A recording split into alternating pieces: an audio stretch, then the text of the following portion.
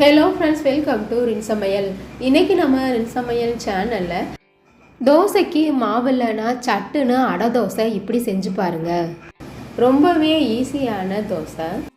இந்த பச்சை பயிறு அடை தோசையை ஈவினிங்க்கு ஸ்நாக்காகவும் செஞ்சு கொடுக்கலாம். ரொம்பவே டேஸ்ட்டாக இருக்கும். எல்லாருமே விரும்பி சாப்பிடுவாங்க. குழம்பே தேவையில்லைங்க. ரின்சமையல் சேனலை சப்ஸ்கிரைப் பண்ணிக்கோங்க. பக்கத்தில் இருக்க ஆளுநர் பெல்லைக்கான கிளிக் பண்ணி வச்சுக்கிட்டிங்கன்னா நான் போடுற வீடியோ உடனே உங்களுக்கு நோட்டிஃபிகேஷனில் வந்துடும். பச்சை பயிறு அடை தோசை செய்கிறதுக்காக இந்த கப்பில் தான் நான் 1 கப் அளவு பச்சை பயிறு எடுத்திருந்தேன். பவுலில் சேர்த்துட்டு 5 மணி நேரமாக ஊற வச்சுருக்கேன்.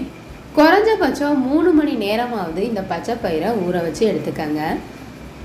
அதே கப்பில் 1/4 கப் அளவு பச்சரிசியும் சேர்த்து நான் ஊற வச்சுருக்கேன். பயிறு நல்லா ஊறிடுச்சு. தண்ணி இல்லாமல் வடித்து எடுத்துக்கங்க. 1 துண்டு இஞ்சி, 3 பூண்டு பல்,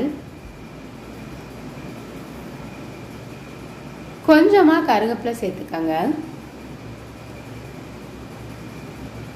1/2 ஸ்பூன் அளவு சோம்பு. தண்ணி அதிகம் சேர்த்து அரைக்க தேவையில்லைங்க. இட்லி மாவு பதத்துக்கு அரைச்சி எடுத்துக்கங்க. தேவையான அளவு உப்பு சேர்த்துக்கணும்.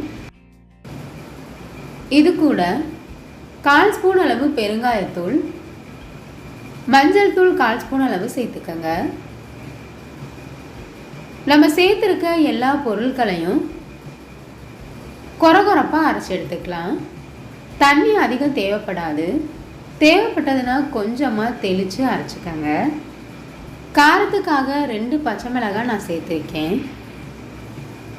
எந்தளவு காரம் அதிகமாக உங்களுக்கு தேவையோ அதுக்கு தகுந்த மாதிரி பச்சை மிளகாய் சேர்த்துக்கங்க. அதிகமாக இருந்ததுன்னா கிரைண்டரில் அரைச்சி எடுத்துக்கலாம். நான் இன்னைக்கு ஆட்டுக்கல்ல தான் அரைச்சி எடுத்திருக்கேன். ரொம்ப நைஸாக அரைக்காமல் லைட்டாக கொரகொரப்பாக அரைச்சி எடுத்துக்கணும். பெரிய வெங்காயம் பொடிசாக கட் பண்ணிவிட்டு சேர்த்துக்கலாம். 1 கைப்பிடி அளவு நான் சேர்த்துருக்கேன். பச்சை மிளகாய் 2 பொடிசாக கட் பண்ணிவிட்டு சேர்த்துக்கங்க. பொடிசாக கட் பண்ணி வச்சுருக்க கொத்தமல்லி இலைகள் சேர்த்துக்கலாம். நம்ம சேர்த்துருக்க எல்லா பொருட்களையும் நல்லா கலந்து விட்டுறணும். ஏற்கனவே இந்த அடைக்கு நம்ம உப்பு சேர்த்து தான் மாவு அரைச்சிருக்கோம். உப்பெல்லாம் சரியாக இருக்கான்னு செக் பண்ணிக்கோங்க. தேவைப்பட்டதுன்னா உப்பு சேர்த்துக்கங்க. ரொம்ப கெட்டியாக இருந்ததுன்னா கொஞ்சமாக தண்ணி சேர்த்து மாவை கொழப்பாக மிக்ஸ் பண்ணி எடுத்துக்கங்க. இந்த அளவுக்கு மாவு இருந்தால் சரியாக இருக்கும். இதுதான் சரியான பதம். இப்போ நமக்கு அடை மாவு ரெடி ஆயிருச்சு. தோசைக்கல் நல்லா சூடானதுக்கு அப்புறமா எண்ணெய் சேர்த்துட்டு எந்தளவு உங்களுக்கு அடை பெருசாக வேணுமோ அதுக்கு தகுந்த மாதிரி மாவு எடுத்து ஊற்றிக்கங்க. நான் இன்னைக்கு சின்ன சின்ன அடையாக தான் சுட்டெடுக்க போகிறேன். மீடியமான தடிமண்ணில் அடை ஊற்றிக்கங்க.